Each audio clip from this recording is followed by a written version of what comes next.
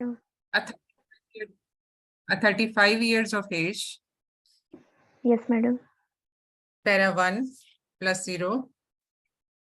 She complains Yes, of madam. abdominal uterine bleeding for last 6 months. Ji, madam. ठीक है. And Yes, madam. her BMI is 34 kg per meter square, Yes, madam. and she is pre-diabetic with strong family history of Yes, diabetes. madam. Okay, तो ये आपका scenario है. Yes, madam. जी, तो शुरू करें. Madam, I will start with my history. Basically ये First of scenario all, जब आपको दिया I will हुआ है तो introduce myself. आपकी वो सारी फिर पहले वाला जो स्टेप है वो रेलिवेंट इंफॉर्मेशन जो सब में हम करते हैं, पहले तो वही स्टेप होगा, तो उससे आप स्टार्ट करें. जी, madam. Yes, madam. Yes, madam. Hmm. First of all, I will greet my patient and introduce myself, and then I will ask her name, her age, and her name of her husband, and what is the occupation of her husband, and she is married for how many years, her parity, and this is she is para 1, and mode of delivery, and the age of last child born, then when last time she menstruated, then I will ask her about the menstrual history, like how was her previous cycle before, like she presented with this complaint for 6 months, and for these 6 months, how is her bleeding, how many pads she soaks in a day or night, and does she feel any like dyspnea or restlessness, and along with passage of clots, flooding, and dysmenorrhea, and intermenstrual bleeding, postcoital bleeding, like for this cycle. And for the previous cycle, I will also ask the same questions. Was that cycle normal or not?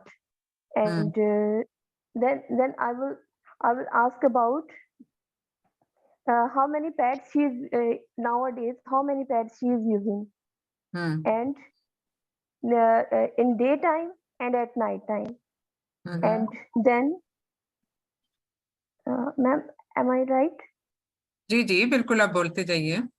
Ji. And does this affect her life or not? Does she feel any mass in her abdomen, any pelvic pressure, any urinary complaints, any bowel complaints, any vaginal discharge she is experiencing? If she is having any vaginal discharge, and what is the amount of the discharge, color, odor? Does she feel any itching, and any relation to periods? Like if she experienced more vaginal discharge after cessation of the periods, and did she ever take any treatment for this vaginitis? And then I will ask about has she ever experienced any bruisability or easy cut, like, and any change?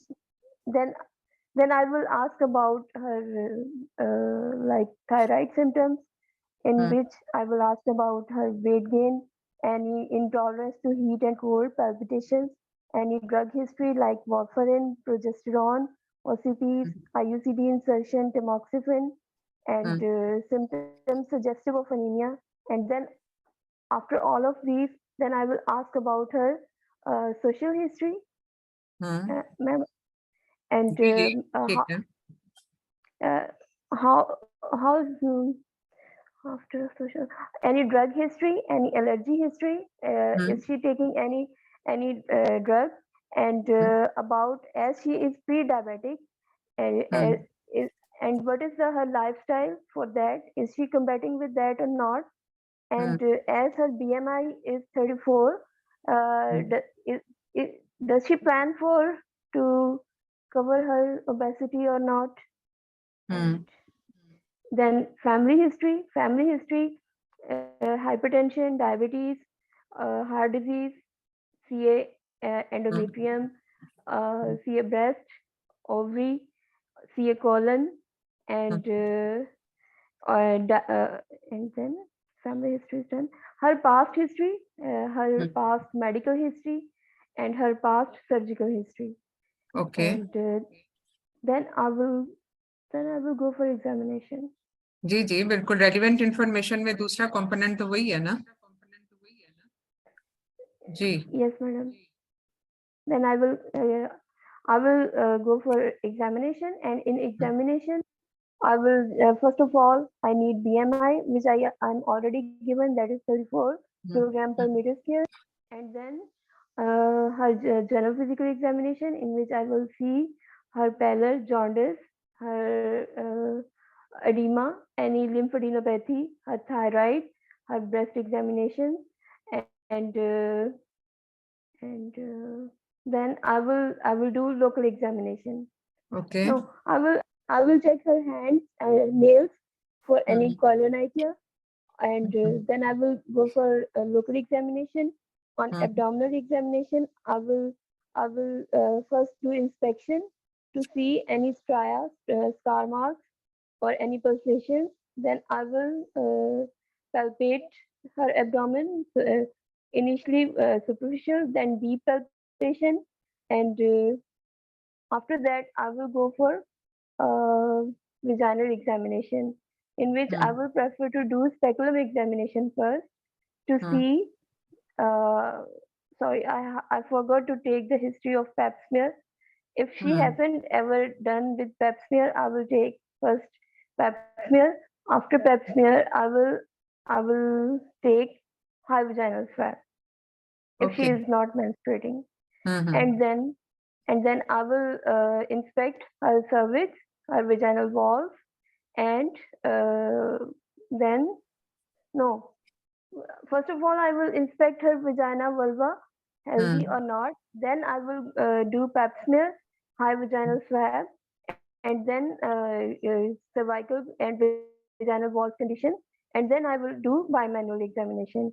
And on bimanual examination, I will check the uterine size, its mobility, any tenderness, the fornices. ठीक है. Okay. By now, I will tell you some findings on speculum and the vaginal examination. Speculum examination did not reveal any abnormality, apparently. And on vaginal examination, uterus was normal size, mobile, freely mobile, and fornices were clear. There was no abnormality detected in fornices bilaterally. Yes, madam.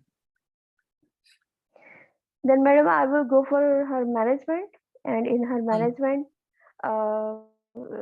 first of all, counseling regarding like she is pre-diabetic and she is her BMI is raised, and she is having abdominal uterine bleeding. All these are linked to CA endometrium. So she should be careful about that. She should be very careful regarding her lifestyle, and then I will start. I will start oral medication first. No, but what investigation you have done so far? Because the patient deny any treatment or any investigation for the last 6 months when she started having this problem of AUB, abnormal uterine bleeding. So आपने अभी वो वाला component miss कर दिया, ठीक है? Relevant information में ही आ जाता है. फिर उसके बाद काउंसलिंग आती है when you get all the informations. अब इसकी इन्वेस्टिगेशन आप क्या करोगे? मैडम क्योंकि देखो आपका एक प्रोविजनल डायग्नोसिस बन गया हिस्ट्री पे, एग्जामिनेशन पे, और उसमें ये भी हो सकता है कि हिस्ट्री एग्जामिनेशन के बाद आपसे पूछा जाए कि आपका प्रोविजनल डायग्नोसिस क्या है या डिफरेंशियल डायग्नोसिस क्या है. तो you must be able to narrate that. And then finally, by doing certain investigation, you have to confirm that provisional diagnosis. तो ये वो एक normal cycle है जिसका आप कोई component miss नहीं कर सकते. Yes, madam. Madam, general health profile in which blood group इसमें हम RH. सबसे पहले अभी प्रोविजनल डायग्नोसिस की बात करते हैं या डिफरेंशियल रदर।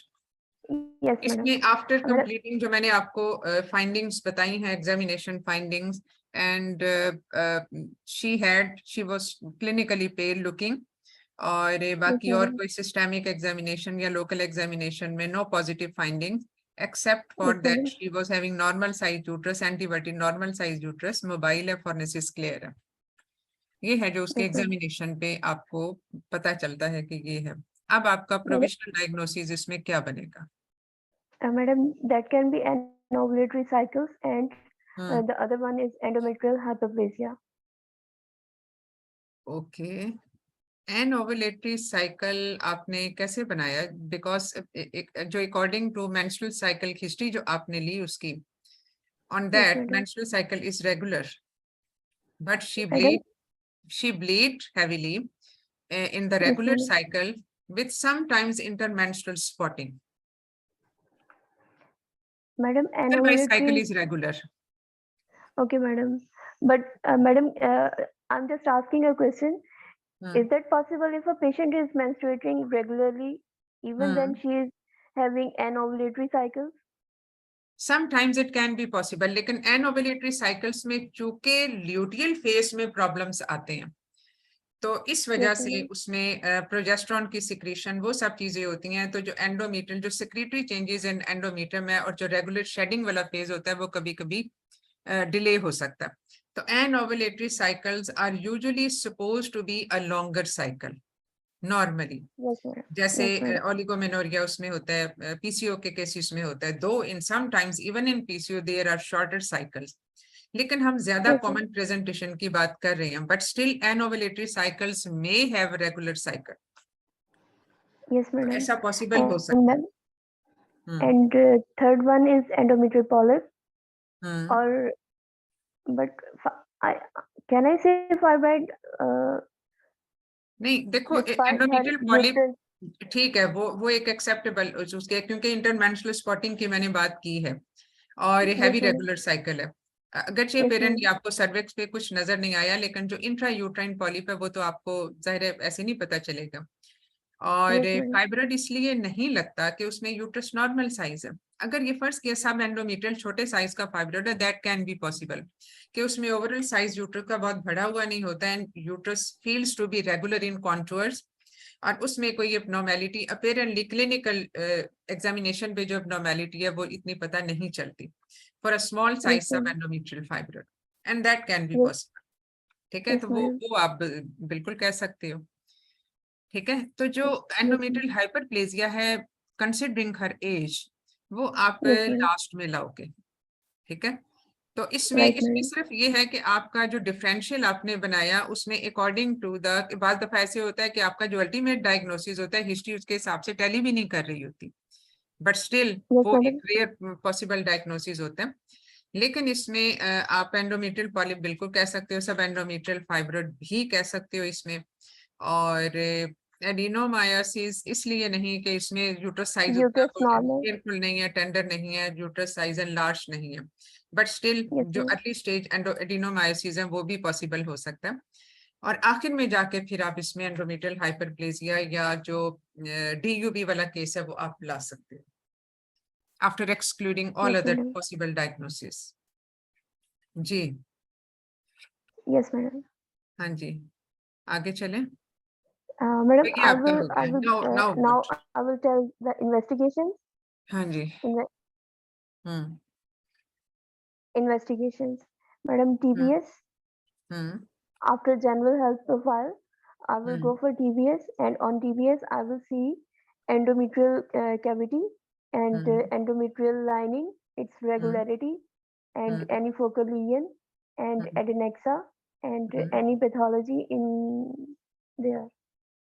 हम्म, अच्छा, एंडोमेट्रियल थिकनेस, उसकी रेगुलरिटी, और कोई और पैथोलॉजी, यानी to rule out the polyp and the sub endometrial fibroid. ठीक है, और इसके अलावा एडनेक्सल Yes, पैथोलॉजी madam. भी, ओवेरियन स्टेटस को भी आप देख रहे होते हो साथ के साथ।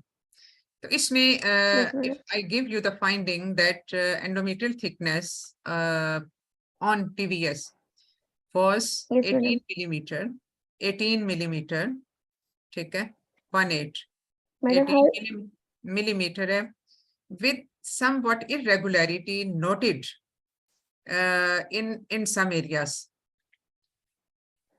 yes, madam.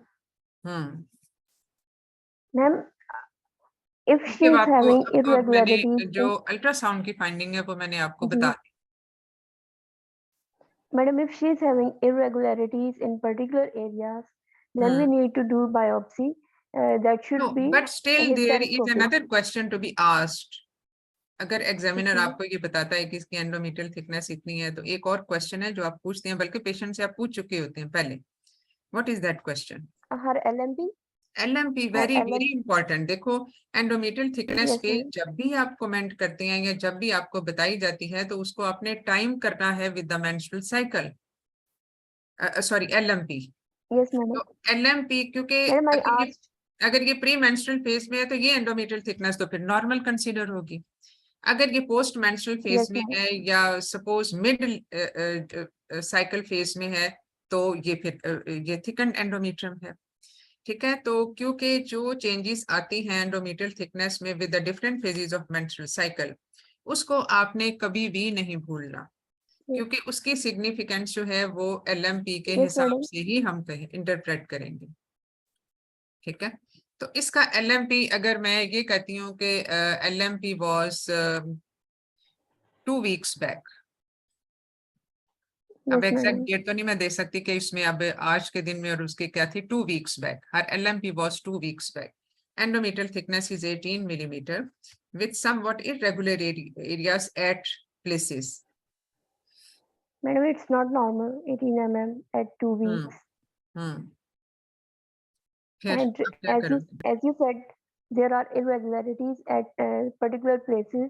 So I can't take PPL sampling because it can miss it. I need visualized form of biopsy, and that can be taken by hysteroscope. Okay. Suppose you don't have hysteroscope in your setup. Why you are preferring hysteroscopy over the traditional method of taking endometrial biopsy? Pipal is one of the methods. Yes, madam. Why you are But preferring hysteroscopy over traditional method of taking endometrial biopsy? Madam, as she is having risk factors like her BMI, and as she is pre-diabetic, and she is having irregular endometrial thicknesses. That's why. Otherwise, if it would be, if this would be the regular one, I should have an office PPL sampling. Okay. And if I'm not having hysteroscope, then I will go for the traditional one, like we do DNC, diagnostic DNC. If like the that. endometrium would be regular, then you would prefer the traditional method of endometrial biopsy. Is it so? ऐसा ही आप कह रही हैं, आपका मतलब यही है? Yes, madam. Okay. अगर हम देखो इरेगुलर एंडोमेट्रियम, चलो वो तो एक क्लियर कट एक इंडिकेशन बन गई हिस्ट्रोस्कोपी पे. अब हिस्ट्रोस्कोपी नहीं है और अगर ये वाली चीजें हैं, तो फिर आप इसमें क्या करोगे? Then you are left with no other choice except for taking endometrial biopsy by the routine method. Routine method के pros and cons क्या हैं? Madam, the typical DNC we do. Madam, it will start from anesthesia, anesthesia complications, procedure complications, and like hemorrhage can happen, and infection can happen, and if we do excessive curating, it can become an Asherman. She cannot conceive any more baby, and no, I am talking with reference of this endometrial increase endometrial thickness. I don't know, because the purpose of doing endometrial biopsy in this case is to rule out any endometrial pathology. ठीक है, अब endometrial pathology, do you think that by taking endometrial biopsy in a routine way will rule out the endometrial malignancy in 100% of the cases? No, madam, it cannot. it can miss up to I don't remember exact maybe 25% or 35% like Hmm? that. I don't remember the exact percentage, but it can Uh-huh. miss. It can miss almost 10% of the cases of hyperplasia or abnormal pathology. Because even if it comes out to be negative, still there are 2% chances that the patient would be having endometrial pathology. यानी negative अगर आ जाती है, बिल्कुल वो कहते हैं कि इसमें कोई एंडोमेट्रियल हाइपरप्लेजिया नहीं है, कुछ ऐसा नहीं है, तो भी 2% चांसेस हैं कि इसमें ये फिर भी हम मिस कर ले। ये पहले वक्तों में कभी ये होता था फ्रैक्शनल क्यूरेटाज।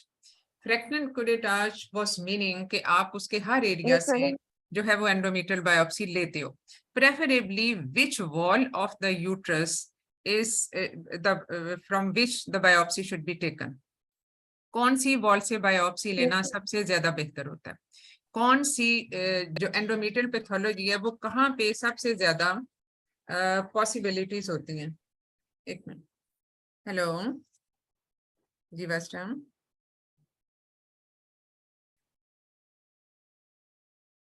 हाँ जी बिल्कुल मिल गया है, मेरे पास आपा का नंबर नहीं था, इस वजह से मैं उनको फिर मैसेज नहीं कर सकी। अगर प्लीज हो सके तो मेरे नंबर पे उनका मैसेज वो फोन नंबर जरा वो कर दें। हाँ नहीं नहीं बिल्कुल, मैं उनको थैंक करना चाह रही थी, लेकिन मेरे पास उनका नंबर नहीं था, वो जरा प्लीज मुझे मैसेज कर दें। हाँ कि वो मुझे नंबर दे दे, मैंने उनको बड़े दिनों से सोच रही थी, लेकिन वो मिला नंबर नहीं था मेरे पास। ठीक है, वो जरा कर दीजिए, थैंक यू।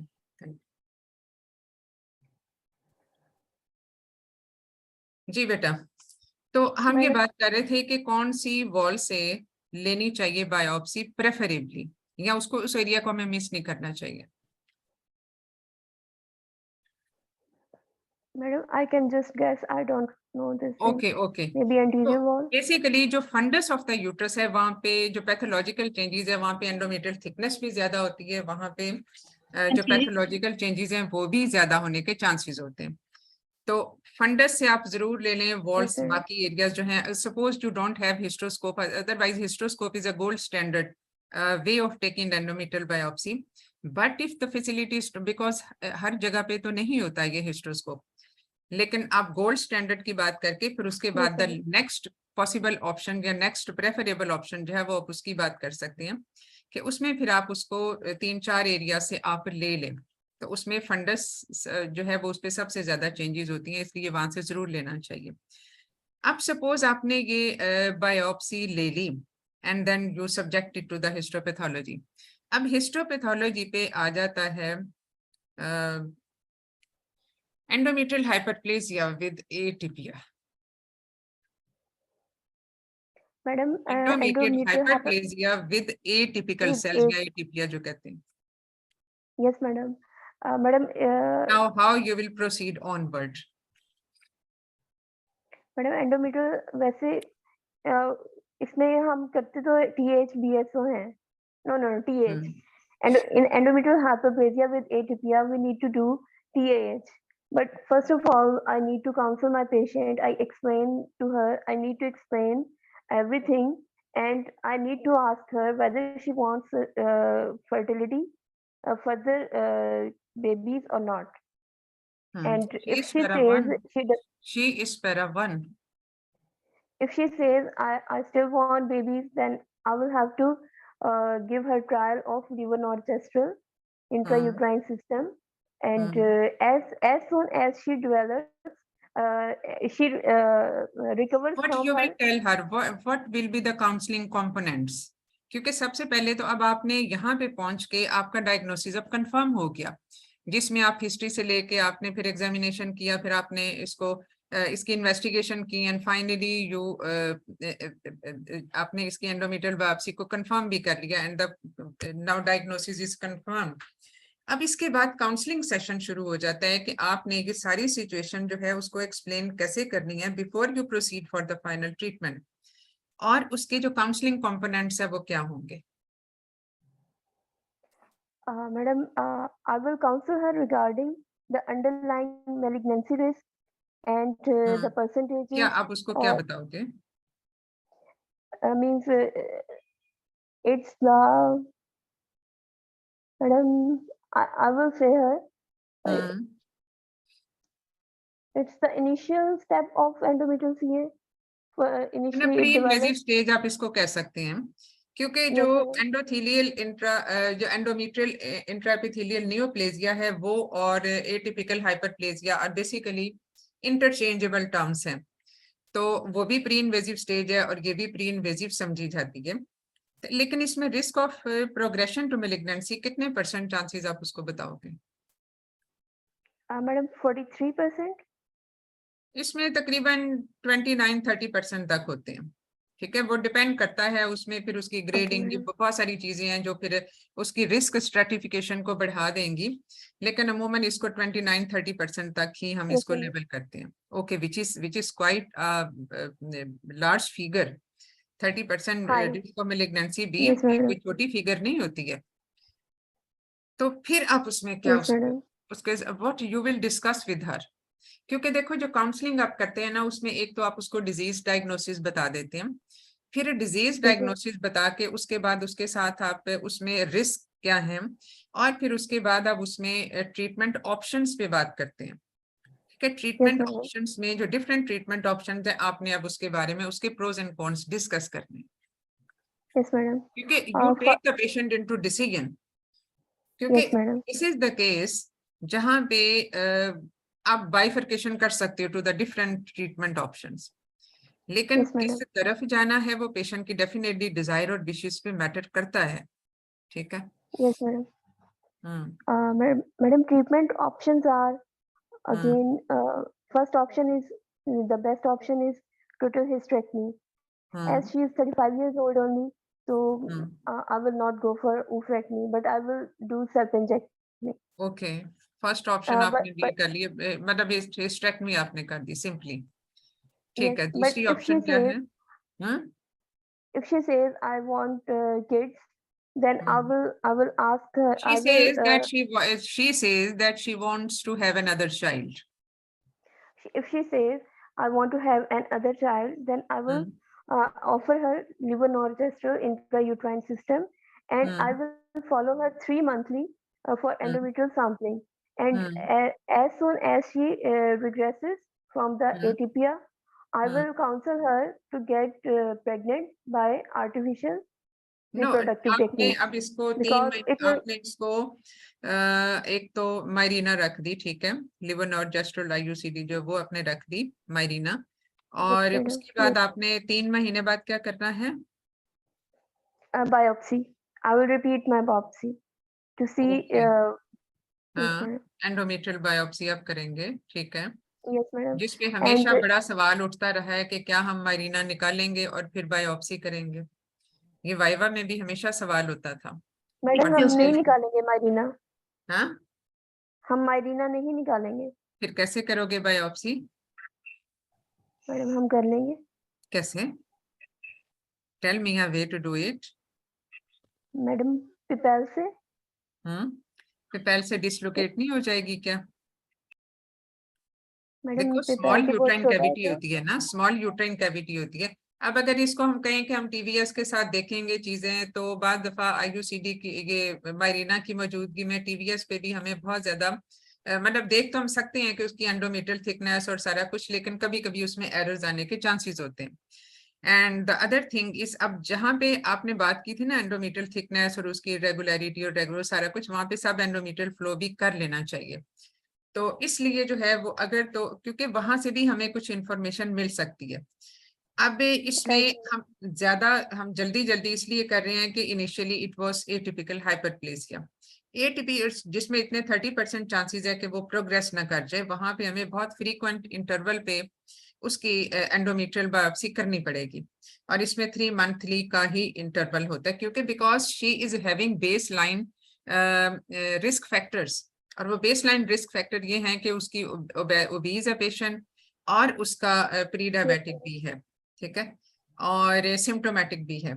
तो ये सारे रिस्क फैक्टर्स हैं। रिस्क फैक्टर मॉडिफिकेशन भी साथ के साथ इसमें चलेगी, ये पेशेंट की काउंसलिंग में आप उसको जरूर बताओगे, and then you will come to the specific option जो टीएच, और वो आपने उसके बाद मायरीना की बात जो की। तो एंडोमेट्रियल बायोप्सी पाइपल के साथ हो तो सकती है, but there are high chances के उसमें आयुष ये माइरीना डिसलोकेट ना हो जाए, so that you have to reconfirm, क्योंकि उसमें फिर आपने अल्ट्रासाउंड पे बाद में कर सकते हो। लेकिन पाइपेल जो है वो बेसिकली, अब ये जो एंडोमेट्रियल पैथोलॉजी होती है ये मल्टीफोकल, यानी इसके डिफरेंट फोकाई होती हैं उसके डिजीज के। हो सकता है जिस जगह से आपने बायोप्सी ली है वो वाला एरिया ठीक हो, और दूसरी जगह पे जो है वो कोई एंडोमेट्रियल हाइपरप्लेजिया वाला फोकस हो, विच मे प्रोग्रेस, तो that way you can miss it. तो पाइपेल के साथ आप बेसिकली मिस कर सकते हो उसको। तो प्रेफरेबल चॉइस तो यही होती है माइरीना को निकालो और उसमें आप एंडोमेट्रियल बायोप्सी कर लें, बट सपोज माइरीना जाहिर कॉस्ट इफेक्टिव चीज नहीं है, तो अगर उसके साथ आप करना चाहते हो तो पाइपेल कर तो सकते हो, but there will be, you have to keep the margin of errors, वो काफी ज्यादा उसमें एरर आने के चांसेस है। क्योंकि जो जिन पेशेंट्स में हम पाइपेल एज इट इज भी करते हैं उसमें भी चाहे उसकी सेंसिटिविटी स्पेसिफिसिटी है, लेकिन ये देखो कि वो सिर्फ 4% एंडोमेट्रियम को सैंपल कर रहा है, बाकी 96% में तो कर ही नहीं रहा, और जो 90% जो पीछे रह गई एंडोमेट्रियम जिसको हमने सैंपल नहीं किया उसमें बिल्कुल फोकाई हो सकते हैं एंडोमेट्रियल हाइपरप्लेजिया के या नॉर्मल पैथोलॉजी। क्योंकि जो आपने डीएनसी रूटीन डीएनसी के हिसाब से जो आपने एंडोमेट्रियम सैंपल की उसमें 50% आपने सैंपल कर लिया एंडोमेट्रियम को, और जो आपने पाइपेल के साथ किया वो सिर्फ 4% किया। तो बहुत ज्यादा चांसेस हैं कि इसमें आप एक्चुअल जो पैथोलॉजी है उसको मिस कर दो। और hysteroscopy definitely is always a gold standard के आप उसमें पिन पॉइंट आप टारगेटेड बायोप्सी ले सकते हो। Anyway you have to do endometrial biopsy after 3 month. अब सपोज ये जो 3 मंथ्स के बाद आप, क्योंकि ये आपने पेशेंट को बताना है जब आप उसकी काउंसलिंग करोगे और जब आपने उसके प्रोज एंड कॉन्स बताने हैं डिफरेंट चीजों के, तो टीएच के साथ तो आप बताओगे कि this is the final solution of the disease process. और उसके बाद जो दूसरी ऑप्शन है उसमें आपको एंडोमेट्रियल सर्वेलेंस की रेगुलर काफी अरसे तक जरूरत पड़ेगी, क्योंकि ये हम गारंटी तो नहीं दे सकते कि 6 महीने की ट्रीटमेंट दो या साल की ट्रीटमेंट दो तो वो जरूर ही रिग्रेस कर जाएगा। अब वो तो एक पॉसिबल, वो तो एक सिर्फ उसको मॉनिटर वॉच एंड सी वाली बात है ना। और उसके बाद ये कि once the treatment has been completed when she will conceive, वो अगेन एक अनप्रिडिक्टेबल चीज है। तो इस वजह से उसमें टाइम कुछ सालों का हो सकता है टिल द नेक्स्ट प्रेगनेंसी। तो उसमें एंडोमेट्रियल सर्वेलेंस चलनी है, क्या इतना लंबा वो सर्वेलेंस के साथ चल सकती है या नहीं चल सकती, क्योंकि जब मॉनिटरिंग प्रॉपर ना हो रही हो तो फिर हम पेशेंट को छोड़ नहीं सकते। अगर मॉनिटरिंग पेशेंट कर सकती है रेगुलरली तो ही हम उसको चूज करेंगे for the conservative medical management के लिए। और अगर नहीं वो कर सकती, नॉन कंप्लायंट है, तो definitely not. Patients life is more important than anything else. तो ये आपने चीजें काउंसलिंग में जरूर बतानी है। अब suppose patient has opted for the conservative medical management और आपने उसको माइरीना इंसर्ट कर दी उसकी कंसेंट के बाद, और एंडोमेट्रियल बायोप्सी आपने कर ली आफ्टर 3 मंथ्स। अब इसमें डिफरेंट सिनेरियोज हो सकते हैं। उसमें ये कि अब डिजीज रिग्रेशन अमूमन इतनी जल्दी होती नहीं है इन एटिपिकल हाइपरप्लेजिया, उसमें जरा लॉन्ग टर्म थेरेपी हमें देनी पड़ती है। But suppose the disease is persistent, ठीक है, वो एंडोमेट्रियल हाइपरप्लेजिया जो है वो अभी जो एटीपिया के साथ है वो अभी परसिस्ट कर रहा है when you have taken the endometrial biopsy after 3 months. फिर आप उसमें क्या करोगे? फिर आप क्या करोगे? डिजीज परसिस्ट कर रही है madam, if the disease persist for, क्योंकि देखो अगर तो ये प्रोग्रेस कर जाए, जो 3 महीने में प्रोग्रेशन के चांसेस तो कम ही है, खासतौर पे जब ये माइरीना भी हमने अंदर रख दी, लेकिन स्टिल देयर आर चांसेस। तो अगर तो ये, क्योंकि देखो बेसिक लाइफस्टाइल रिस्क फैक्टर्स अभी हैं मौजूद हैं, वो आपने उसको काउंसिल नहीं किया था लेकिन आप उसको ये आप जरूर इसमें ऐड कर लोगे।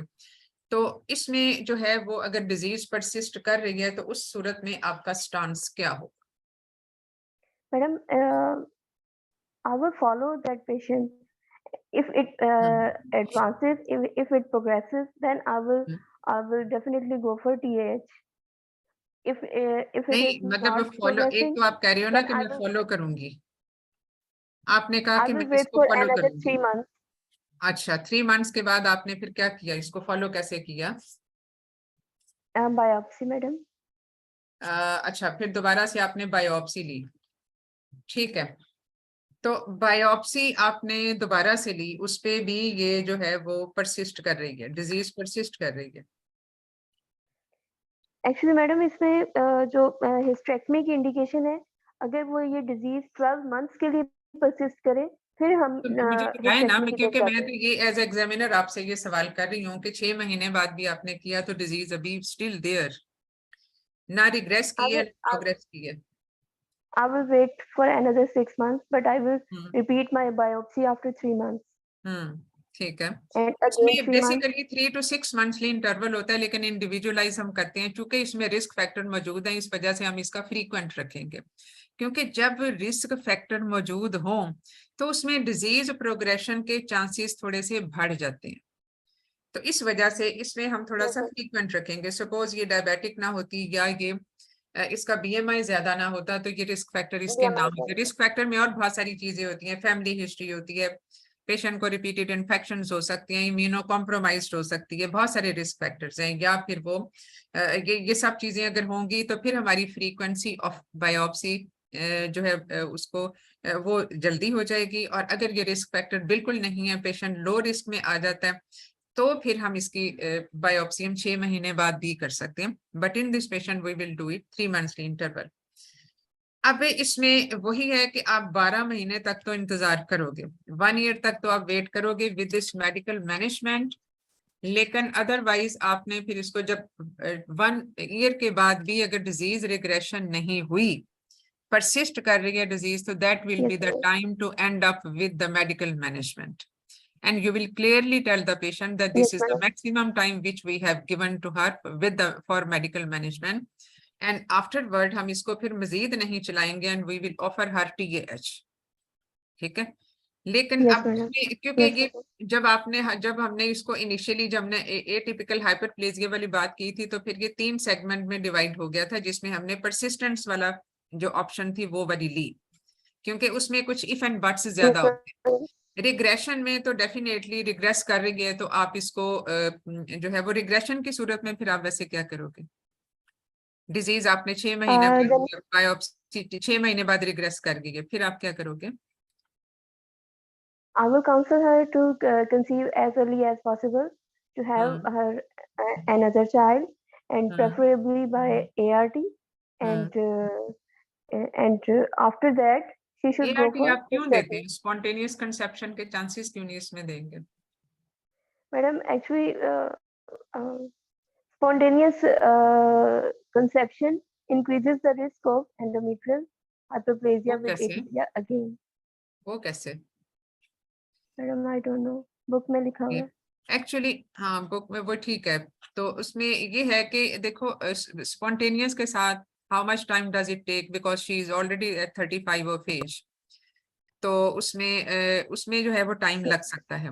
That time period will be left untreated as regard to जो हमने मेडिकल मैनेजमेंट उसकी की थी, वो वाला टाइम पीरियड हो सकता है 6 महीने लगे, हो सकता है साल लगे, वो उस टाइम पीरियड में जो जिसमें हम ट्रीटमेंट उसको कोई नहीं दे रहे, क्योंकि हमने अल्टीमेटली ट्रीटमेंट उसकी स्टॉप कर दी after the regression was complete, और उसमें नेगेटिव बायोप्सीज हमारे पास आ गई, तो वो वाला टाइम पीरियड जो अनट्रीटेड रहेगा, ये रिलैप्स हो सकता है, रिकरेंस हो सकती है।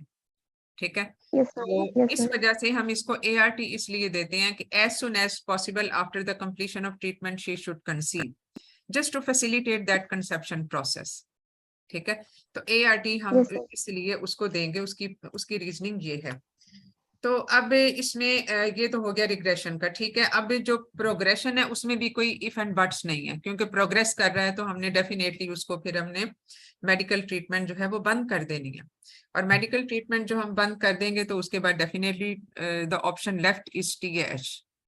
ठीक है, BSO हम करते हैं नहीं करते वो बहुत सारे फैक्टर्स पे डिपेंड Yes, करता madam. है, लेकिन हम फिलोपियन ट्यूब्स को, ये हमने पहले भी एक दफा बात की थी कि 70% केसेस में प्राइमरी Yes, madam. फोकस में be in the epithelium of the fallopian tubes, तो इस वजह से हम जो प्राइमरी साइट Yes, एक madam. important focus या नाइडस है for the ovarian malignancies and even for the Ovarian endometrial cancer. CA भी, वो फिलोपियन ट्यूब में है, तो आप उस फोकस को निकाल देते हो, उसमें पहले हम ये कहते थे कि फिलोपियन ट्यूब यंग एज पे हम निकालेंगे तो ओवेरियन जो है वो उसमें ओवेरियन फेलियर जल्दी हो जाता है, लेकिन अब ऐसा नहीं है, उसमें कोई ओवेरियन फेलियर पे कोई बहुत फर्क नहीं पड़ता। तो ये वाला पेशेंट जो हाई रिस्क है for developing the ovarian malignancy, ये जो यूट्राइन एंडोमेट्रियल मेलिग्नेंसी, उसमें आप ये नहीं करते। अब इसमें जो बेसिकली अगर फर्ज किया इसमें यही पेशेंट जो है वो अर्ली ये जो एंडोमेट्रियल इंट्राएपिथेलियल नियोप्लेजिया आ जाता है, ये हमने पिछले अपने सेशन में बात की थी कि स्टेज 1A या एंडोमेट्रियल इंट्राएपिथेलियल नियोप्लेजिया या एटिपिकल हाइपरप्लेजिया, खास तौर पे जो एंडोमेट्रियल इंट्राएपिथेलियल नियोप्लेजिया वाला जिसमें कहीं कहीं नियोप्लास्टिक सेल जो हैं वो नजर आ जाते हैं आपको, but limited to endometrium only, myometrial invasion नहीं होती। और स्टेज 1A वो है जिसमें less than 50% endometrial myometrial invasion है। ये सारी चीजें हैं जिसमें हम कर सकते हैं मेडिकल मैनेजमेंट, लेकिन पेशेंट को ये बता के कि इसमें कितना रिस्क फैक्टर है फॉर, और ज्यादा स्टेज 1A तो है ही मेलिग्नेंसी, लेकिन बाकी जो एटिपिकल हाइपरप्लेजिया उसमें रिस्क ऑफ प्रोग्रेशन कितना है। अब ये जो पेशेंट्स होते हैं इसमें ओवेरियन मेलिग्नेंसी के भी बाद दफा कोएग्जिस्टेंट ओवेरियन मेलिग्नेंसी के चांसेस 4% तक हो जाते हैं। और इसमें जो एटिपिकल हाइपरप्लेजिया में जो आगे एडवांस्ड स्टेज यानी जो स्टेज 1A वाली बात है वो तकरीबन 2% में फिर भी कोएग्जिस्ट कर रही होती है, which we can miss even on biopsies, क्योंकि बायोप्सी ने तो हमें जनरली जो बायोप्सी है उसने हमें बता दिया कि ये एटिपिकल हाइपरप्लेजिया, लेकिन हो सकता है उसके किसी एक पॉइंट पे स्टेज 1A वाली चीज भी हो या ये इंट्रा एपिथेलियल नियोप्लेजिया भी हो जो हमने मिस कर दिया। तो उसमें 2% चांसेस इसके हो सकते हैं और 0.5% चांसेस इस चीज के हो सकते हैं कि इसमें एडवांस्ड स्टेज डिजीज हो, यानी उसमें एक्चुअली जो है वो डिस्टेंट मेटास्टेसिस भी इवन जो हमने मिस कर दिए ऑन अर्ली स्क्रीनिंग। यही वजह है कि जब हम इस तरह का हाई ग्रेडिंग एंडोमेट्रियल सीए या उसमें जो एटिपिकल हाइपरप्लेजिया के साथ in presence of the risk factor जब हम कंजर्वेटिव मैनेजमेंट या मेडिकल मैनेजमेंट उसको ऑफर कर रहे होते हैं तो हम इन सारी चीजों के लिए उसको स्क्रीन जरूर करते हैं before going for medical management in these patients who wish to retain their fertility potential, जो कहती हैं कि अभी हम टीएच नहीं करवाना चाहते, what ever option is available for managing it medically वो आप करें। ठीक है, कोई भी पेशेंट ऐसा वो हो सकता है जो कह दे, हो सकता है ये पैरा 0 होती, उसमें तो फिर और भी जरूरत बढ़ जाती है, तो फिर आप उसमें सीटी भी जरूर करवाएं, आप उसमें टीबीएस तो हमने करवाया ही करवाया है, उसमें आप CA 1 to 5 भी जरूर करवाएं। ठीक है, आप उसमें MRI करवाएं। ये फिर एसेंशियल इन्वेस्टिगेशंस होंगी before going for medical management in a patient who wish to retain her fertility potential and who is having atypical hyperplasia with in presence of the risk factors or intraepithelial neoplasia। ठीक है, ये फिर उसकी कुछ essential requirements बन जाएंगी। ठीक है, राइट मैडम। हाँ, तो बस इसके साथ फिर आपने ये करना है। तो अब मेरा ख्याल है अब हम ब्रेस्ट मेलिग्नेंसी वाला भी कंपोनेंट जो हमारा बड़े अरसे से कर लें। जी जी मैम एक चीज मैंने पूछनी है, जो आपने कहा है कि एटिपिकल हाइपरप्लेजिया में हम ये कराएंगे investigation CA 1 to 5 CT scan MRI, इनकी कराने हमारे पास यही है ना, वो जो कोएग्जिस्टेंट मेलिग्नेंसी को, क्योंकि उस इसमें क्योंकि देखो हम तो जनरली कह रहे हैं ना कि 30% प्रोग्रेस कर सकता है, लेकिन हो सकता है कोई एग्जिस्ट भी कर रहा हो जो हमने मिस कर दिया हो। जी मैम, 2% में एंडोमेट्रियल मेलिग्नेंसी को एग्जिस्ट कर रही होगी और 4% केसेस में ओवेरियन मेलिग्नेंसी को एग्जिस्ट कर रही होगी इन वेरी अर्ली स्टेज। ठीक है मैडम, एक बात हाँ जी, एक और क्वेश्चन पूछना है। अगर ये पेशेंट फॉर एग्जांपल 40 इयर्स पे हो and she comes out to be endometrial hyperplasia with atypia and she wants to conserve her fertility, हमारी first line management ये सारी investigations कराने के बाद we will go for levonorgestrel, हमारी मारीना ही होगी 40 इयर्स पे भी। हाँ जी, ठीक है, ठीक है। और हमने वंस हमारे पास अगर मारीना नहीं अफोर्डेबल या पेशेंट नहीं चाहती, then we will go for oral, और फिर जब रिग्रेस कर जाएगा या 1 नेगेटिव आ जाएगा हमारे पास बायोप्सी, तो फिर हम ट्रीटमेंट सारी स्टॉप कर देंगे एंड देन फौरन हम उसे ART देंगे। हाँ जी। उस केस में। अब जी जो डिजीज रिग्रेशन है विद मायरीना, ज्यादा आपको पता ही है कि ज्यादा बेहतर है, क्योंकि लोकली जी वो सारा उसको वो कर रही होती है और उसके साइड जी इफेक्ट कम है। ओरल फिर आपको हाई डोज ओरल प्रोजेस्टेरोन देने पड़ेंगे और उसके साथ रिग्रेशन के चांसेस कम हो जाते हैं। तो इसमें बड़ी विजिलेंट मॉनिटरिंग की फिर जरूरत होगी, लेकिन ठीक है उसमें टाइम मैडम। टू टाइम ज़ाहिर है आप हर 3 महीने बाद उसकी फिर डीएनसी करोगे और उसकी रिग्रेशन को देखोगे, लेकिन उसमें बेसिकली फिर जो उसकी मैनेजमेंट फ्लो चार्ट है वो ऐसा ही होगा। मैडम जो आपने कहा कि डोज हाई ये होगी जो एंडोमेट्रियल तो की उसके वो अंदर हम है एंडोमेट्रियल बायोप्सी, एक वक्त वो में हम एक क्वेश्चन करें। डायग्नोस्टिक डीएनसी से लेंगे। क्या चीज बेटा, दोबारा से क्वेश्चन अपना मैं ये कह रिपीट रही थी करें। मैडम कि हम डायग्नोस्टिक डीएनसी करेंगे इस पेशेंट की, जी जी। हम डायग्नोस्टिक डीएनसी करेंगे इस हाँ जी, पेशेंट की। डायग्नोस्टिक अगर डीएनसी ही करेंगे फॉर इस पेशेंट एंडोमेट्रियल क्योंकि सर्वेलेंस। ट्रिपल तो मिस कर रहा है ना 90%। आपकी आवाज क्लियर नहीं आ रही मुझे, कोई नेट का मसला है शायद आपका। अच्छा मैडम, जी जी। मैंने हाँ कहा जी। है कि जो आपने डोज बताया है कि डोज हाई डोज देंगे विद एटीपिया में और जो फर्टिलिटी रिक्वायर भी कर रही जो चाहती है, तो उसके अंदर जैसे नॉर्मल एंडोमेट्रियल हाइपरप्लेजिया विद एटीपिया में मेड्रोक्सीप्रोजेस्टेरोन देते हैं 10 to 15 मिलीग्राम पर डे और नॉरेथिस्ट्रोन हम देते हैं 15 mg पर डे। तो इसके अंदर फिर हम क्या करेंगे, कितनी डोज देंगे medroxyprogesterone? बेसिकली ये हमें कॉन्टिन्यूस ही देनी पड़ती है और इसमें मिनिमम 15 जरूर देनी चाहिए। बात सूरतों में जो ज्यादा यंग एज पेशेंट यहाँ पे जो रिलेटिवली यंग एज पेशेंट्स हों, ये पेशेंट हो सकता है कि 26-27 साल की भी हो, तो ज्यादा यंग एज पेशेंट्स में endometrial regression does take time. उसमें फिर आप बाद दफा नॉरेथिस्ट्रोन की डोज 30 मिलीग्राम अ डे भी ले जा सकते हो with all its complication as well, क्योंकि जितनी हाई डोज आप देते हैं उसमें उसके साइड इफेक्ट उतने ही ज्यादा हो जाते हैं सिस्टेमिक थेरेपी के। तो इसी वजह से वो start with 15 milligram at least a day, और उसके बाद अगर फर्ज किया 3 महीने बाद भी डिजीज परसिस्ट कर रही है तो आप उसकी डोज को बढ़ा सकते हैं, provided she has tolerated the drug well in the initial 3 months और उसमें उसको कोई ऐसे साइड इफेक्ट नहीं हुए। और अगर ठीक है मायरीना को डिनाई करती है तो उस सूरत में ठीक। तो इसके अंदर जो मैम आपने कहा है कि मारीना हम पेशेंट को अगर एग्जामिनर हमसे पूछे कि मारीना हम निकाल के करेंगे वो सैंपल, तो हम फिर उसका ये आंसर ऐसे करेंगे ना कि प्रेफरेबली प्रेफरेबली, लेकिन अगर जाहिर है वो कॉस्ट इफेक्टिव नहीं है। अब 13-14 हजार की मायरीना हर 3 महीने बाद रखना मरीज के लिए भी एक मुश्किल बात होती है। एक आम जो पेशेंट है, एक एवरेज पेशेंट की हम हमेशा बात करते हैं, तो उस सूरत में फिर आप पाइपेल के साथ टीवीएस पे जो करेक्टरिस्टिक्स ऑफ द एंडोमेट्रियम है उसके साथ भी आप काम चला सकते हो, लेकिन उसमें errors of missing a pathology are high.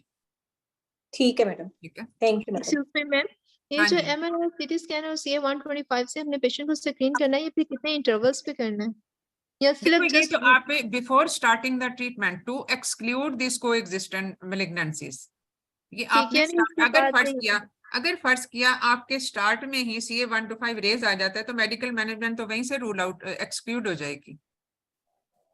ठीक है ठीक है, मैम, एक क्वेश्चन आप मेरा और है आपकी ये कि प्री ट्रीटमेंट इन्वेस्टिगेशंस हैं।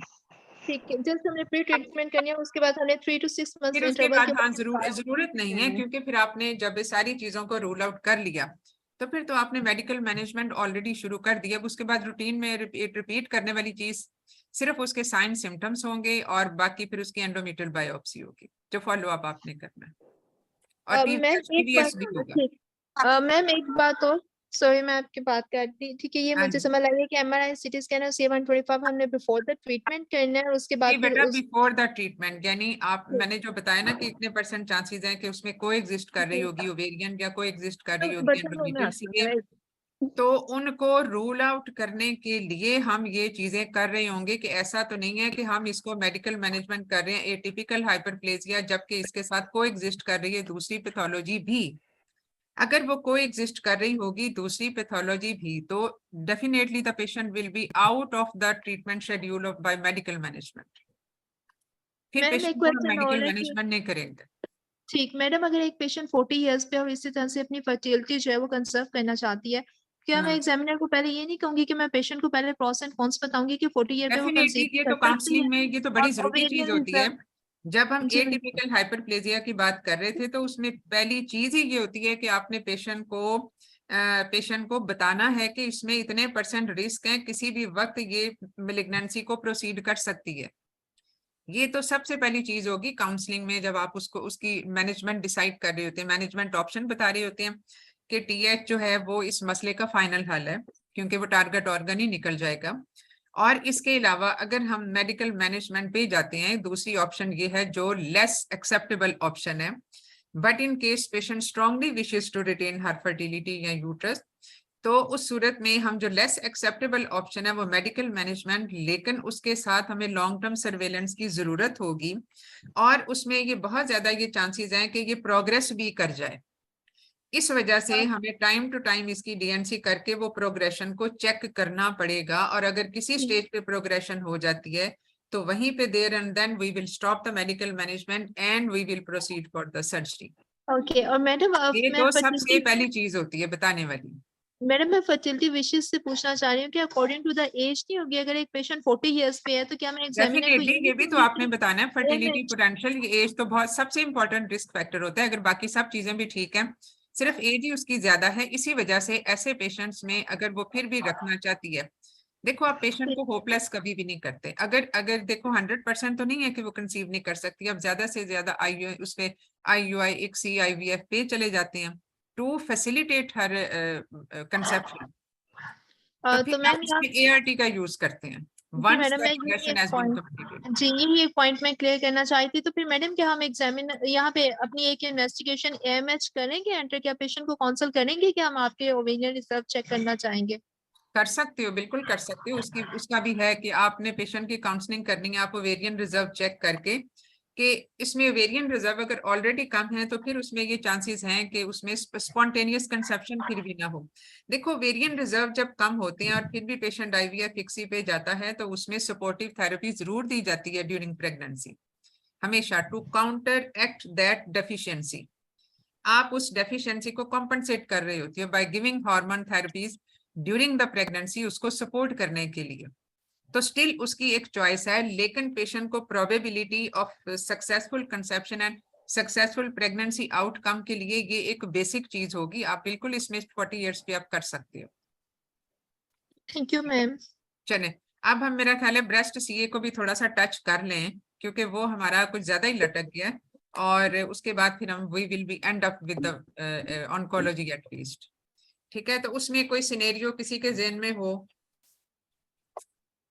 कोई भी सिनेरियो बनाए, आप अपने ज़हन से भी सिनेरियो बना लिया करो, जरूरी नहीं होता कि ये आपने पेशेंट देखा ही हो। कोई भी ऐसा सिनेरियो जो आपको लगता है कि डिफिकल्ट टू डिस्कस या डिफिकल्ट टू मैनेज है। हाँ जी, कौन है वॉलंटियर? हम उसको शॉर्टली जरा डिस्कस कर लेते हैं, just the principles of treatment. हाँ जी, हैं कोई वॉलंटियर? मैडम हमारा एग्जाम डिले हो गया है। कितना डिले हो गया? 1 month। तो कोई बात नहीं, अच्छी बात है, ज्यादा तैयारी के लिए टाइम मिल गया। मैडम फिर हम नेक्स्ट टाइम कर लें CA ब्रेस्ट। अच्छा चलो ठीक है, लेकिन CA ब्रेस्ट को एक पूरा सेशन देना तो जरा थोड़ी सी, इसीलिए मैं चाह रही थी कि वो तो 10-15 मिनट में भी डिस्कस हो सकता है। तो अगर मैं ही आपको सिनेरियो दे दूं, मतलब देख लो, इट्स अप टू यू, जबरदस्ती वाली बात ओके नहीं है। मैडम। मैडम कर दे आप। हाँ वही ना, इसको करके खत्म करें, क्योंकि फिर ऑन्कोलॉजी हमारी कुछ ज्यादा ही फिर वरना लटकती जाएगी।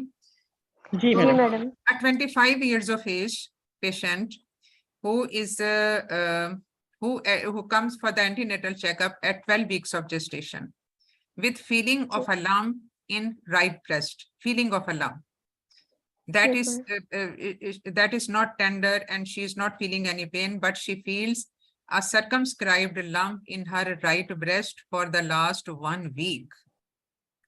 ठीक है, and there is often unclear discharge from the nipple on that side. क्या करेंगे 12 वीक्स ऑफ प्रेगनेंसी में? जस्ट ट्राई इट, जरूरी नहीं कि आपको उस पे किसी मैडम। इस पे अबूर ही हो, जाहिर है ये कुछ ना कुछ तो आपने पढ़ा हुआ होगा ही कभी किसी टाइम पे, तो इसको just give a try. Madam.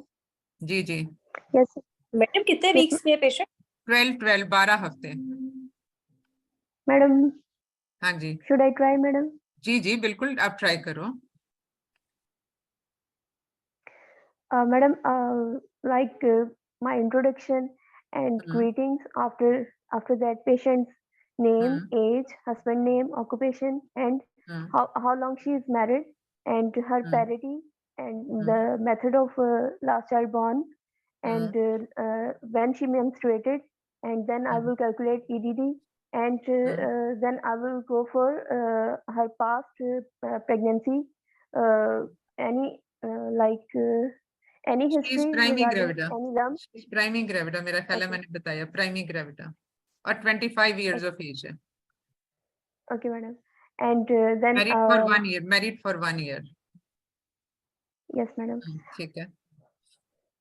I will ask about her past medical and surgical history. Then I will ask her family history, in which ठीक है. particularly I will ask about her mother or grandmother or her aunts, CA breast, CA endometrium, or COV.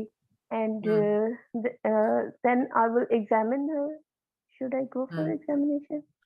And on examination, I will after general physical examination, and then I will go for breast examination, and breast examination in which I will compare both sides, contour, size, and any deformity or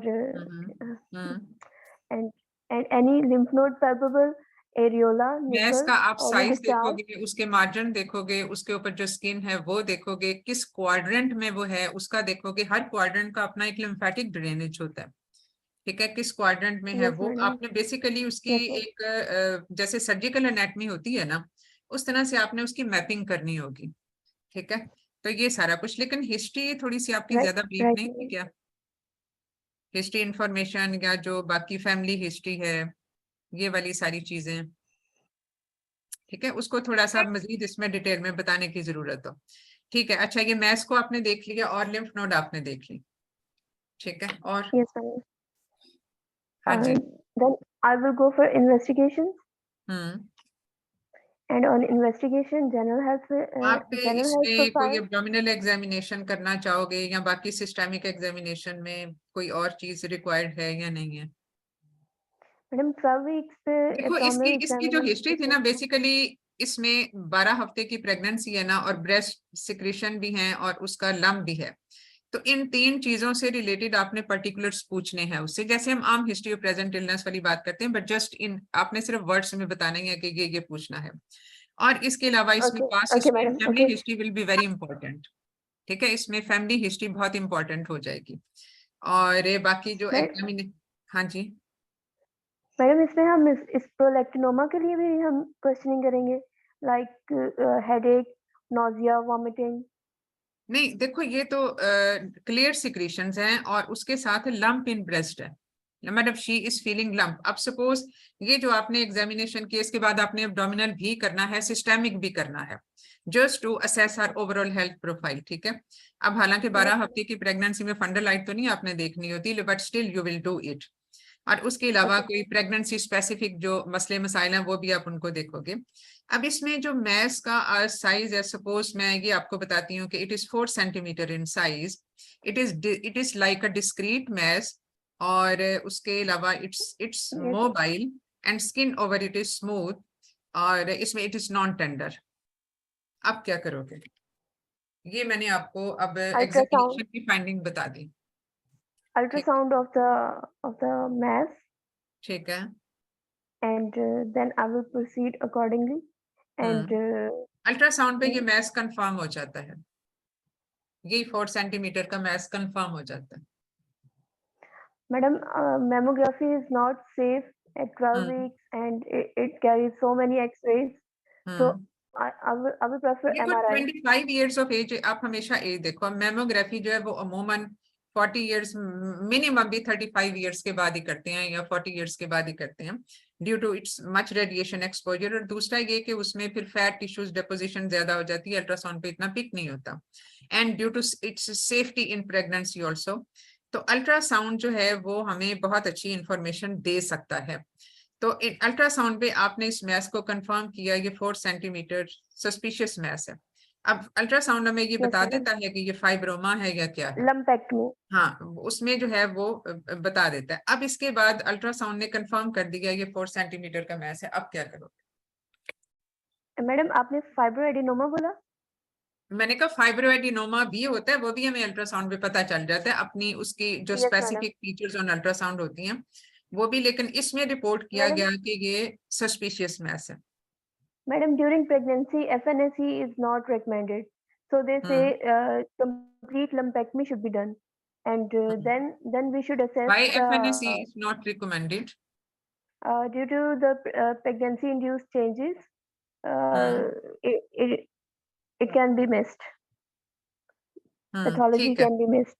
So इसको हम कहते हैं excisional biopsy, you take the mass out in toto. Yes, madam.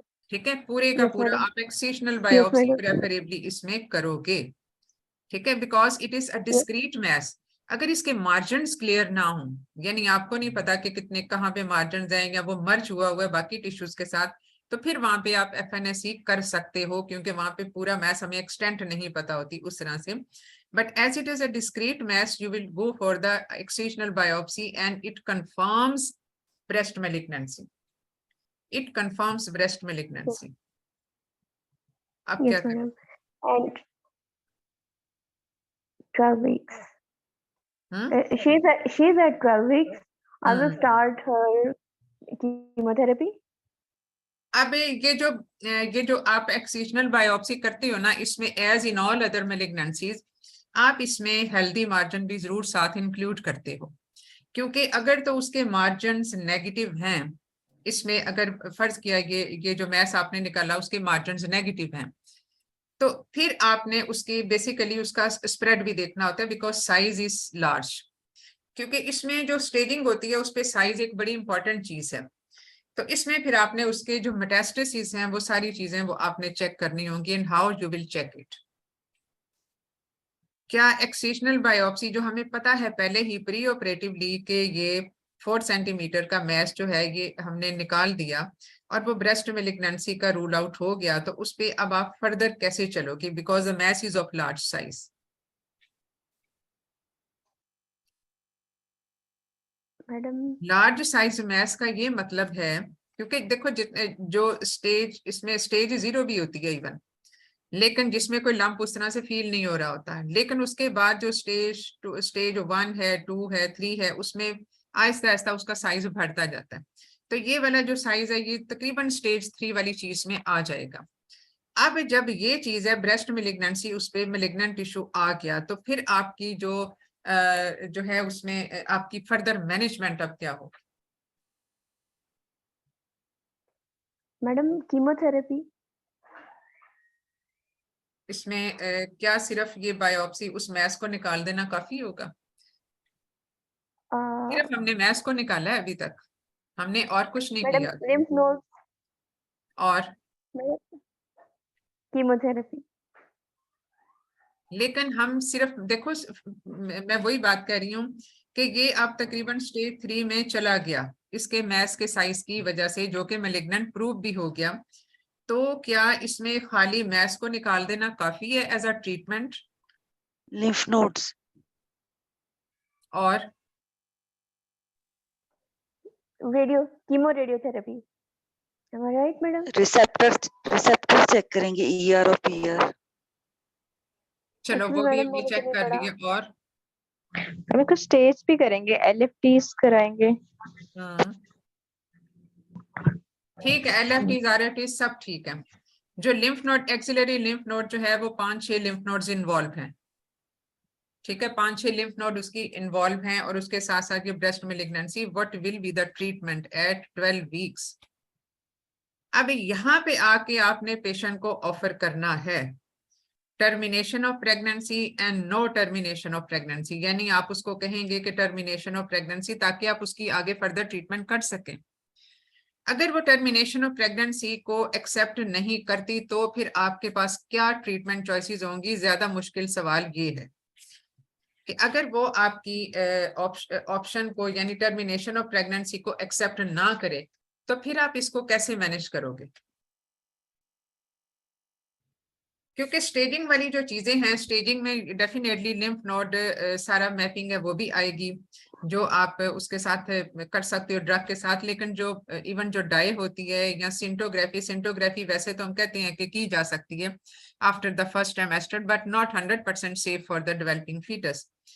तो आप इसमें palpable lymph nodes आप कर सकते हो, स्क्रीन शील्ड करके आप after the first trimester is over shield करके पेल्विक एरिया को आप सीटी भी कर सकते हो to detect the distant metastasis. RFTs LFTs इसके ठीक है, लेकिन इसकी जो लिम्फ नोड है, एक्सिलरी लिम्फ नोड्स हैं, दीज आर इन्वॉल्व्ड। अब लिम्फ नोड इन्वॉल्व है, breast is still there, what you will offer her because she is not willing for termination of pregnancy. Mastectomy. इसमें देखो हम सर्जरी में कुछ और चीजें शामिल नहीं करेंगे क्या? स्टेज 3 में हम क्या करते हैं? ब्रेस्ट कंजर्वेशन करते हैं, मेस्टेक्टमी करते हैं, या कुछ नहीं करेंगे हम? मेस्टेक्टमी करेंगे और लिम्फ नोड्स निकालेंगे। हाँ, इसमें क्योंकि देखो सर्जरी तो हम सारे ट्राइमेस्टर्स में कर सकते हैं, इवन फर्स्ट ट्राइमेस्टर में भी हम कर सकते हैं।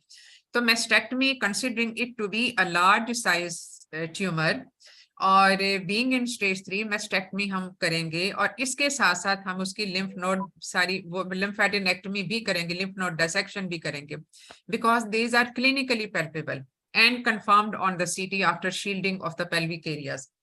तो ये हमने करना है। अब अमूमन स्टेज 3 में जाके ये पेशेंट जो हैं they are in need of chemotherapy as well.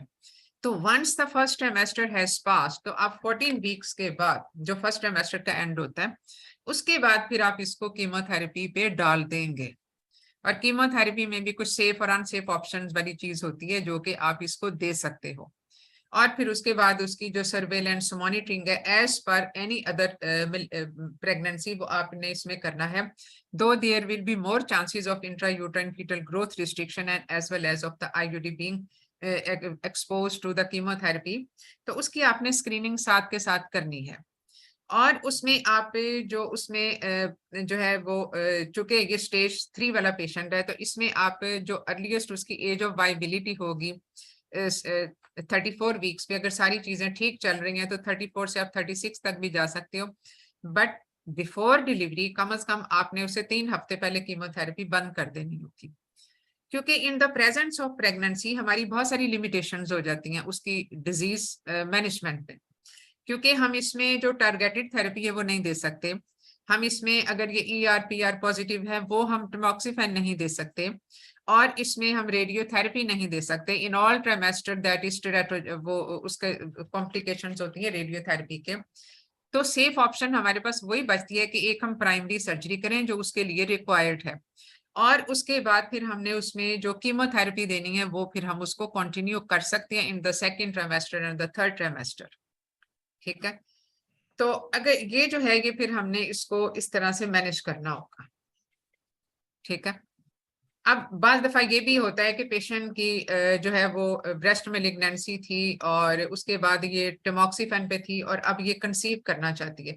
इसमें ब्रेस्ट मेलिग्नेंसी से रिलेटेड काफी सारे सिनेरियोज बन सकते हैं कि टमॉक्सिफेन के साथ आप उसको अलाउ करेंगे प्रेगनेंसी या नहीं करेंगे, या अगर वो टमॉक्सिफेन पे है तो कितने अरसे बाद हम इसको करेंगे, उसमें क्या गाइडलाइन उसको दी जाएंगी, और टमॉक्सिफेन की थेरेपी कितनी होनी चाहिए वो डिपेंड करता है, डोज और ड्यूरेशन पे डिपेंड करता है उसका रिकरेंस भी ब्रेस्ट मेलिग्नेंसी का भी।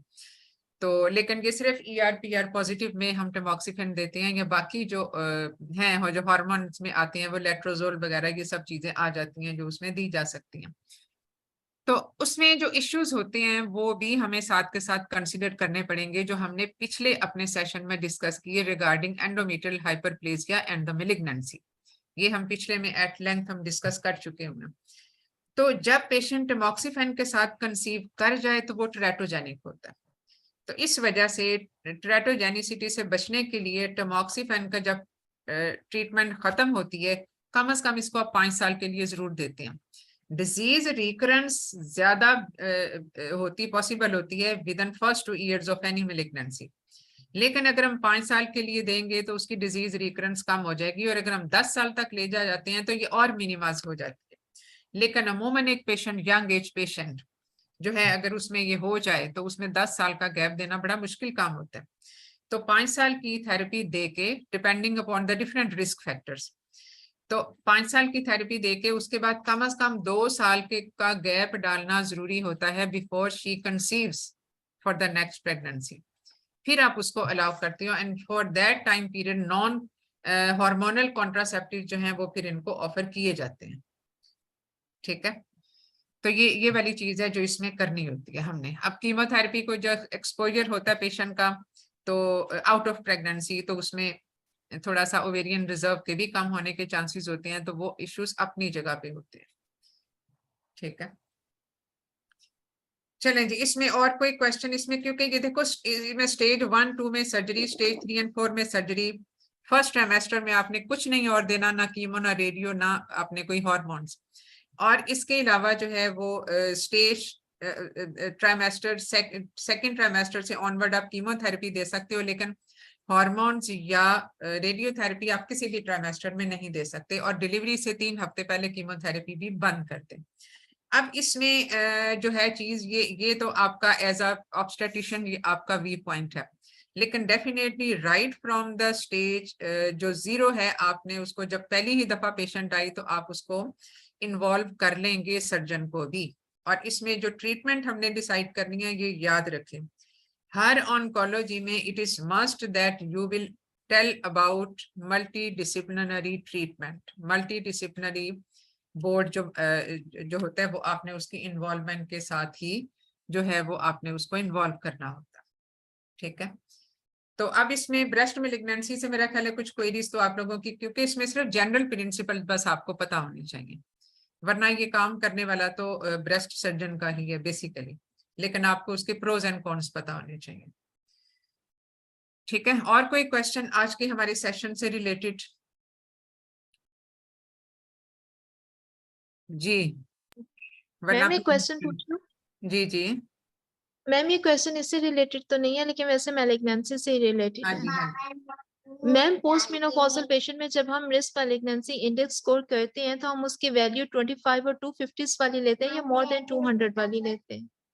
देखो उसमें डिफरेंट जो है स्कोरिंग सिस्टम उसमें डिफरेंट है, लेकिन ज्यादातर ये 250 वाली ली जाती है। जो हम RMI-1 लेते हैं, ये आपको पता है ना कि रिस्क ऑफ मेलिग्नेंसी इंडेक्स जो है ये 4 तरह का होता है, RMI-1, 2, 3, 4। इसमें हम RMI-1 है जो ज्यादा कॉमनली यूज करते हैं, और इसमें जो है वो बेसिकली ये सबसे पहले यही निकला था, फिर उसके बाद आहिस्ता आहिस्ता टाइम के साथ साथ चेंजेस होती गई जैसे जैसे नए फैक्टर इसमें निकलते आए।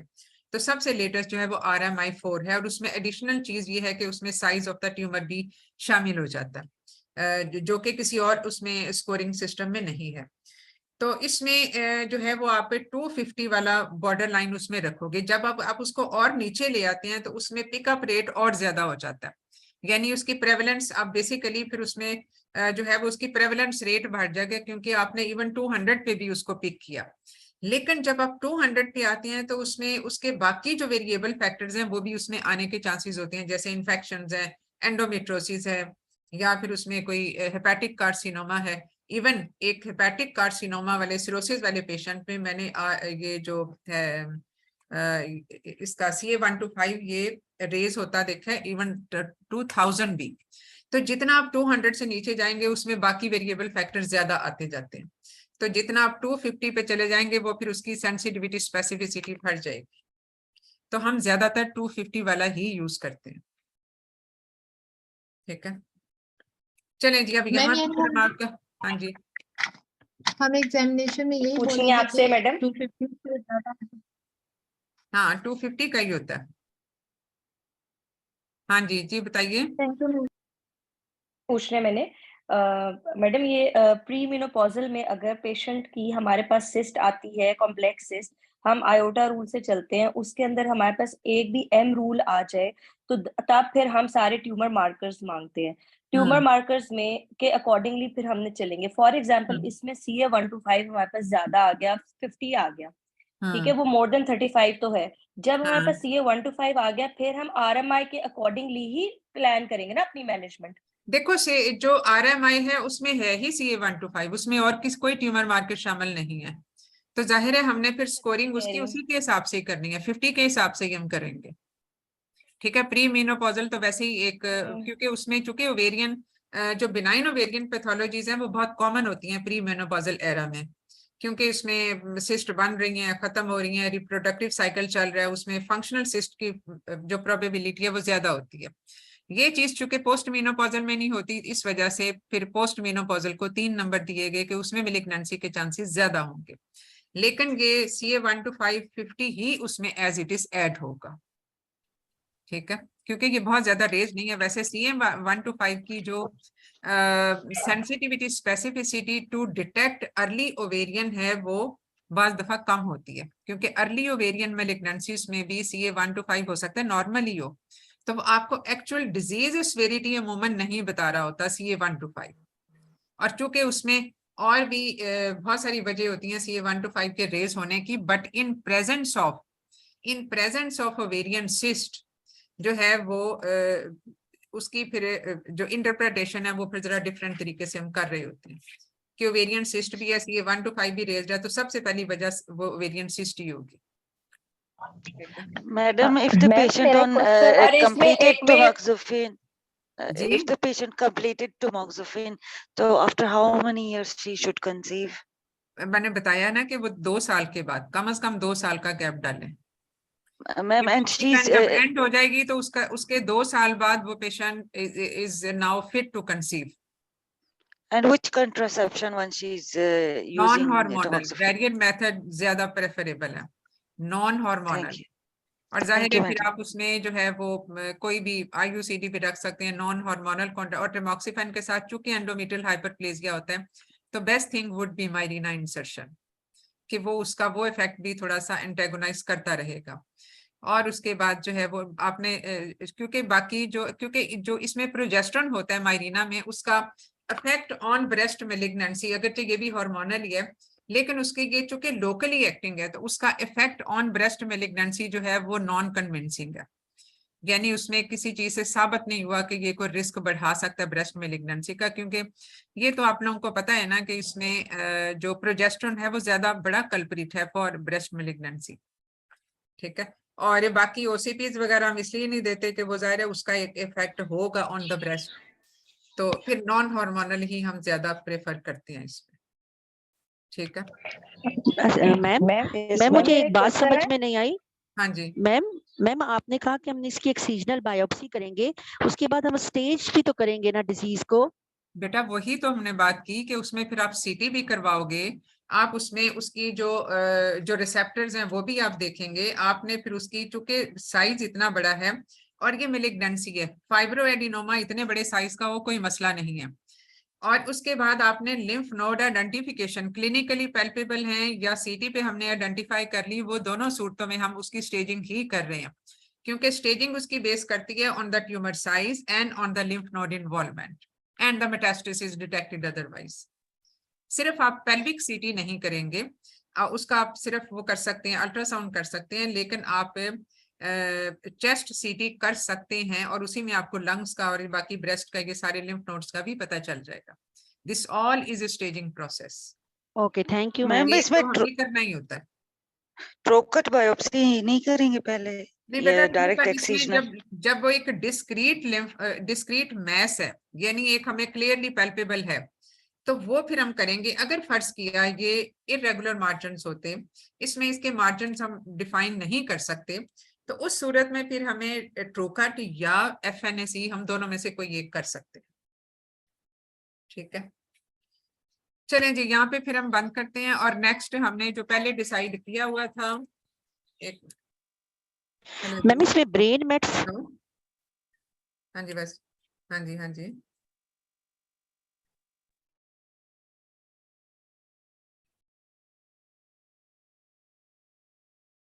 सेंटो लगा दो, मैं ऊपर ही हूँ फिर नीचे आ जाऊँ। ठीक है,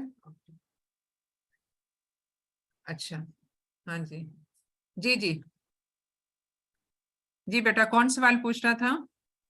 जी मैम इसमें ब्रेन स्टेज 3 है तो इसमें तो ब्रेन मेट्स भी होने के चांसेस है ना, हाँ जी हाँ जी, तो फिर उसके लिए भी तो हम। नहीं देखो, ब्रेन मेटास्टेसिस जो है ना वो स्टेज 4 में आएगा, सॉरी ये स्टेज 4 में आएगा, जो डिस्टेंट मेटास्टेसिस होती हैं वो स्टेज 4 में। ओके ठीक है, डिस्टेंट मेटास्टेसिस किसी भी मेलिग्नेंसी में स्टेज 4 में आते हैं।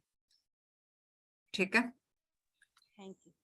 चले जी, अब और कोई, अब नेक्स्ट टाइम जो हमने पहले से डिसाइड किया हुआ था वो है लिवर डिजीजेस इन प्रेगनेंसी, जो बजाते खुद एक बड़ा वास्ट सब्जेक्ट है, क्योंकि उसमें बहुत सारी चीजें आ जाती हैं। उसमें कोलिस्टेसिस आ जाता है, और उसमें हेपेटाइटिस बी सी की तो कॉमन वो है, ये हेपेटाइटिस ए भी उसमें आ जाता है, और हेपेटाइटिस ई का भी एक अपना सिनेरियो होता है कि उसमें उसकी डिजीज प्रोग्रेशन बहुत फास्ट होती है।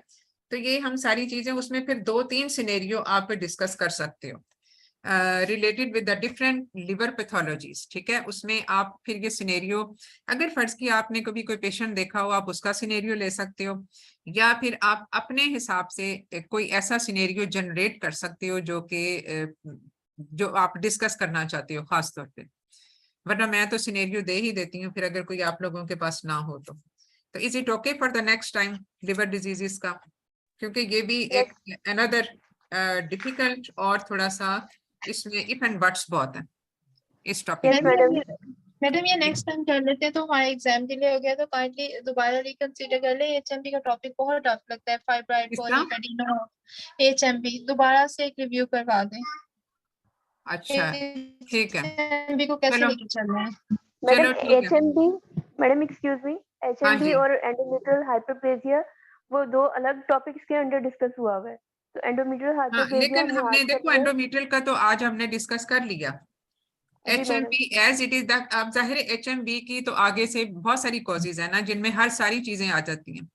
इवन जी उसमें मैडम। फाइब्रोइड आएगा, उसमें एंडोमेट्रियल हाइपरप्लेजिया आ जाएगा, उसमें पॉलिप्स आ जाएंगे, उसमें एडिनोमायोसिस आ जाएगा, उसमें आयाट्रोजेनिक, ये सारी चीजें उसमें आ जाती हैं। तो इसमें Yes, जो madam. मेरा ख्याल है जो डिस्कस होने वाली चीज होगी वो फाइब्रोइड होगी और एंडोमेट्रियल हाइपरप्लेजिया होगा। जो एंडोमेट्रियल हाइपरप्लेजिया तो हमने डिस्कस कर लिया आज। और मैडम एंडोमेट्रियल एब्लेशन। अच्छा, एंडोमेट्रियल एब्लेशन, हाँ वो भी एक चीज है। अब एंडोमेट्रियल हाइपरप्लेजिया में अब इसी रिलेशन में हम ये बात कर लेते हैं कि एंडोमेट्रियल एब्लेशन क्या आप हाइपरप्लेजिया में करोगे? नहीं करेंगे मैडम। पेशेंट हमने डिस्कस किया था नहीं एटिपिकल मैडम उसमें तो नहीं हाइपरप्लेजिया, करते। नहीं करेंगे। एंडोमेट्रियल इसमें हम नहीं करेंगे, क्योंकि फिर हम बाद में हम एंडोमेट्रियल सर्वेलेंस कर नहीं सकते उसमें। यस ठीक है, मैडम। और दूसरी बात ये कि डिजीज एरेडिकेशन पूरी तरह नहीं होती इसमें। डेफिनेटली उसमें कुछ एरियाज ऐसे होंगे जो पीछे रह जाएंगे और जो प्रोग्रेस कर सकते हैं। तो इस वजह से हम इसमें फिर डिजीज एंडोमेट्रियल एब्लेशन का कोई फिर उसमें एज सच डायरेक्ट रोल नहीं रह जाता। जो बिल्कुल एंडोमेट्रियल हाइपरप्लेजिया है, जो कि सिंपल वाला जिसमें कोई एटीपिया ना हो, वहां पे किसी हद तक हम कह सकते हैं because the risk of malignancy in that case will be less than 5%। और जो सिंपल हाइपरप्लेजिया, अगर जब हम इसको क्लासीफाई सिर्फ दो में ही करते हैं, विद एंड विदाउट एटीपिया, लेकिन अगर ये बिल्कुल सिंपल में हो, सिस्टिक हाइपरप्लेजिया जिसको हम कहते हैं, तो उसमें इसका किसी हद तक रोल बन जाता है। या फिर एबनॉर्मल यूट्राइन ब्लीडिंग या हैवी मेंस्ट्रुअल ब्लीडिंग है और उसमें नॉर्मल हिस्टोलॉजी आ जाती है एंडोमेट्रियम की, तो वहां पे भी हम कर सकते हैं। ठीक है, तो या फिर हम बास केसेस में GnRH एनालॉग्स को ट्राई करने से पहले भी हम ये इसको कर सकते हैं। तो there are different things to be discussed in that. ठीक है मैम इसमें मैं आपसे एक बात पूछने लगी थी, अगर हमने किसी पेशेंट को मेडिकल सर्विलेंस पे रखा है, उससे हमने फर्टिलिटी डिजायर पूरी कर ली है, और मैडम उसके आपसे बाद मैडम एक रिक्वेस्ट है। बायोप्सी पेशेंट ठीक आ रहा है, तो क्या हम स्टिल फिर भी पेशेंट को डेफिनेटली मैनेजमेंट पे लेके जाते हैं बिकॉज ऑफ हिडन मैलिग्नेंसी? या देखो, जब डिजीज रिग्रेस कर गई, जो हमने पहला केस डिस्कस किया, डिजीज रिग्रेशन हो गई, आपने उसको फिर ART के साथ कंसेप्शन के लिए अलाउ कर दिया, लेकिन हम इसमें till the time she conceives हमने फिर भी उसकी हर साल करनी है एनुअल बेसिस पे। फिर उसकी एंडोमेट्रियल पैथोलॉजी, एंडोमेट्रियल हिस्टोलॉजी को हम देखते हैं हर साल एनुअल बेसिस पे फिर हम करते हैं, क्योंकि इसमें ये एटिपिकल हाइपरप्लेजिया का केस था, don't forget it.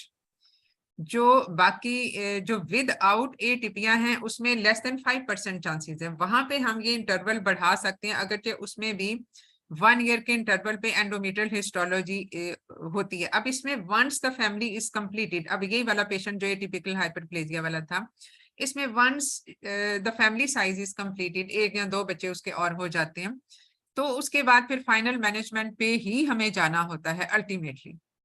We will not linger it on more, because medical management के साथ भी 100% तो रिग्रेशन नहीं हो सकती। तो इस वजह से जो है इसमें आप, और 100% रिग्रेशन होती भी है जिसमें विदाउट एटीपिया हो, सॉरी 96% तक, विदाउट एटीपिया हो। तो जब एटीपिया आ जाए तो फिर आप बड़ी मजबूरी की हालत में इसको कंजर्वेटिव मैनेजमेंट पे रखते हैं, मेडिकल मैनेजमेंट पे, और जैसे ही फैमिली कंप्लीट होती है आप उसमें अल्टीमेट फाइनल मैनेजमेंट पे चले जाते हैं, अगर हमें दरमियान में जरूरत नहीं पड़ी तो।